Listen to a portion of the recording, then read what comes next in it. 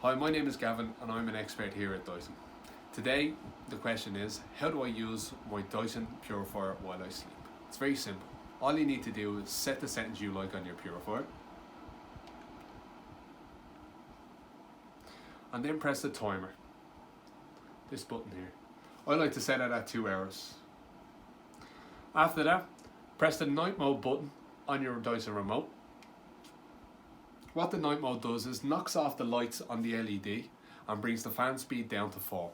This ensures the machine is quiet and there is no light disturbing your sleep. If you have any more questions, please visit dyson.ie to live chat with an expert. Or if you have any more demo recommendations, please comment below and leave the hashtag AskADysonExpert and we'll make sure to get back to you.